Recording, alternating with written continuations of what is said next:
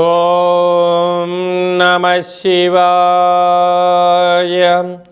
ఓం నమో నారాయణాయ. కర్మ నివారణ నరదృష్టి నివారణ కాళభైరవాయ నమో నమః. ఓం కాళకాలాయ విద్మహే కాళాతీతాయ ధీమహి తన్నో నరదృష్టి నివారణ కాళభైరవ ప్రచోదయాత్. హరి ఓం. మా ఛానల్కి స్వాగతం. చూస్తున్న వీక్షకులకు ప్రేక్షకులకు ప్రియ కాళభైరవ భగవద్బంధులకి స్వాగతం పలుకుతూ మమ్మల్ని ఎంతగానో ఆదరిస్తూ ఉండబడినటువంటి ప్రియ సోదర సోదరీమణులకు, జ్యోతిష్ అభిమానులకు, సనాతన ధర్మ సంరక్షకులకు అందరికీ నూతన ఆంగ్ల సంవత్సర శుభాకాంక్షలు. 2026వ సంవత్సరం జనవరి నెల 1వ తారీఖు నుండి డిసెంబర్ నెల 31, 2026వ సంవత్సరము అందరికీ నూతన ఆంగ్ల సంవత్సరానికి స్వాగతం పలుకుతూ ఈ 2026వ సంవత్సరంలో అందరికీ శుభాన్ని, జయాన్ని, ఐశ్వర్యాన్ని, ఆనందాన్ని ప్రసాదించాలని మనం మనసారా కోరుకుందాం. ఇక్కడ విశేషం ఏమిటయ్యా అనగా మనకు క్యాలెండర్ పంచాంగం చెప్పుకుంటున్నాం.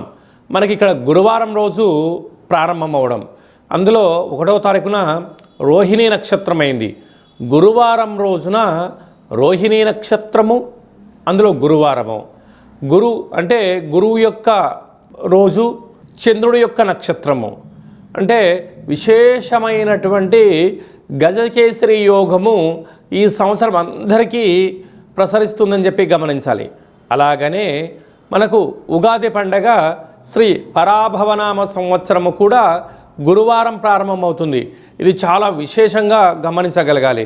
కనుక ఈ సంవత్సరము విద్యార్థులకు, ఉద్యోగస్తులకు, వ్యాపారస్తులకు, నూతనమైనటువంటి అత్యంత ఆధునిక టెక్నాలజీని నేర్చుకునేటువంటి వారందరికీ, వ్యవసాయ సోదరీమణులకు అందరికీ సువర్ణపు యుగంగా భావించగలగాలి. ద్వాదశ రాశుల్లో గ్రహ గమనాన్ని ఒకసారి వీక్షింపచేద్దాం. మిథున రాశిలో దేవగురు బృహస్పతి సంచార స్థితి, సింహరాశిలో కేతు సంచార స్థితి, ధనుసు రాశిలో చతుర్గ్రహ కూటమి రవి, కుజ, బుధ, శుక్ర సంచార స్థితి, కుంభరాశిలో రాహు సంచార స్థితి, మీనరాశిలో శని భగవానుని సంచార స్థితితో ద్వాదశ రాశుల్లో గ్రహ గమనాలు ఈ విధంగా ఉన్నాయి. వృషభ రాశి వారికి ఆంగ్ల సంవత్సరం నుండి మరియు ఉగాది పండుగ నుంచి ఆదాయ వ్యయాలు, రాజపూజ్య అవమానాలను తెలుసుకుందాం. ఈ వృషభ రాశి వారికి భగవంతుడు దయ వలన గ్రహాలు మంచి స్థితిలో ఉండడం, పట్టిందల్లా బంగారం అవడం, ఇలాంటి కాల సమయంలో విలాసవంతమైన జీవితాన్ని పొందాలి అనే కోరిక మంచిదే. కాకపోతే ఆదాయ వ్యయాలు కొద్దిపాటి తారుమారుగా ఉన్నాయి. అంటే అవసరాలకు మించినటువంటి ఖర్చులు, ఆదాయానికి మించినటువంటి అప్పులు చేసే పరిస్థితి అధికంగా ఉందని చెప్పి జ్యోతిర్విజ్ఞానం తెలియచేస్తుంది. అంటే ఆదాయం 5, వ్యయం 14. చూడండి కాలం ఎంత వింతగా ఉందో. మీ యొక్క సంపాదన 5 రూపాయలు ఉంటే 14 రూపాయల ఖర్చు చూపిస్తుంది. ఏమని చెప్తుంది?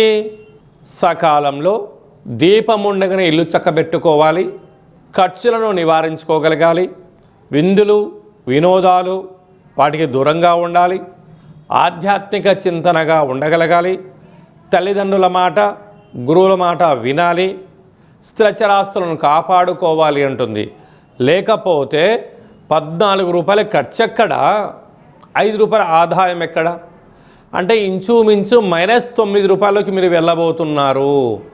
కనుక భగవంతుడు దయ వలన, గ్రహాలు యోగించడం వలన ఆనందము, ఐశ్వర్యము మీ సొంతమవుతున్నాయి.